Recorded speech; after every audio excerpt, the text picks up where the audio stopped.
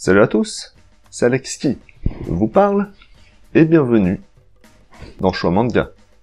Ne me dites rien. Vous êtes à la recherche d'un manga mettant en scène espion et tueuse à gages, avec une petite fille toute mignonne de 6 ans qui aurait des dons de télépathe et qui adorait les cahuètes? Dans ce cas, j'ai le manga qu'il vous faut. Et ce manga, c'est Spy Family.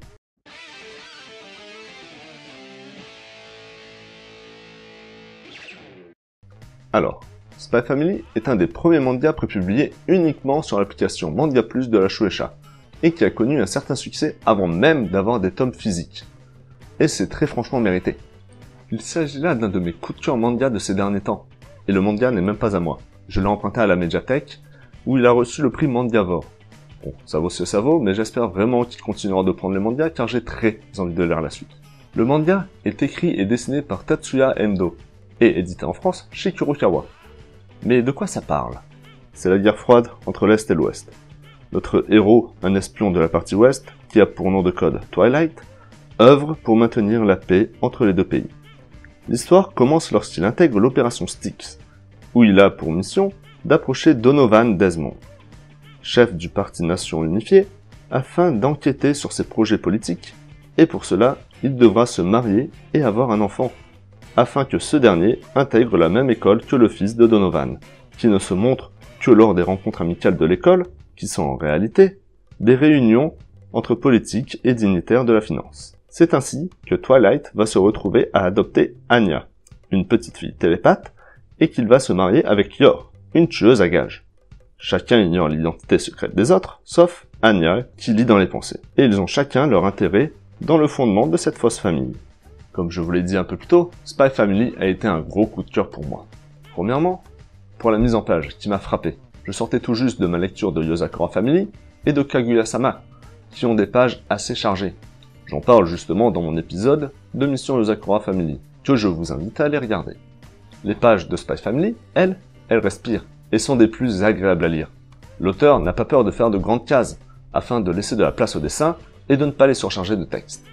Les dessins sont d'ailleurs super propres. L'auteur n'utilise pas trop de trames et économise les pleins noirs, ce qui donne des pages très claires qui n'agressent pas l'œil et aide à la clarté de ce qu'il se passe et à la lecture des pages. Le caractère design est top. Les personnages sont adorables dans leur design et dans leur comportement. Si vous lisez le manga, vous allez tomber amoureux de la petite Anya, qui est beaucoup trop mignonne et qui apporte beaucoup d'humour au manga. Anya peut lire dans les pensées et elle se retrouve à avoir un père qui est espion et une mère qui est tueuse à gages. Elle entend donc beaucoup de choses très flippantes et bizarres. Et ses réactions sont toujours très drôles. Le personnage réagit comme une vraie enfant, ce qui est très bien écrit de ce côté-là. Et il y a aussi Twilight et Yor, qui sont eux aussi très touchants dans leur relation. Leur rencontre et leur premier rendez-vous est très drôle. Et la conclusion de celui-ci est magnifique. Les scènes d'action sont assez rares, mais sont parfaitement exécutées, et ne manquent très certainement pas de classe. On est là dans un manga qui se veut réaliste d'un certain point, on n'a donc pas de super pouvoir ou de trucs dans le genre, si ce n'est le don de télépathie de Anya. Mais les combats se font avec de vrais coups ou armes à feu, ce qui donne de la crédibilité aux scènes d'action, et les rend d'autant plus classe. Bref, je pense que vous l'avez compris, j'ai adoré ce premier tome de Spy Family, et très envie de lire la suite. Je suis convaincu que la suite du manga continuera sur ce niveau de qualité, sûrement dû au fait que l'auteur a 2 semaines pour faire ses chapitres, et non 1 semaine comme la plupart des mangas que l'on peut lire. Aussi, je pense que le manga pourrait plaire aux personnes qui ne lisent pas de manga habituellement, car l'histoire est assez réaliste et est traitée de manière mature. Donc voilà, si vous êtes à la recherche d'une nouvelle série à acheter qui se démarque des shonen que vous lisez habituellement, ou si vous voulez vous mettre au manga, Spy Family pourrait vous offrir de bons moments de lecture. C'était Alexis, merci d'avoir regardé cette vidéo, j'espère qu'elle vous aura plu. Si c'est le cas, n'hésitez pas à lâcher un like, laisser un commentaire, à vous abonner, et même à activer la cloche pour ne pas rater les futures vidéos. Sur ce, je vous dis à la semaine prochaine, et bonne lecture à vous.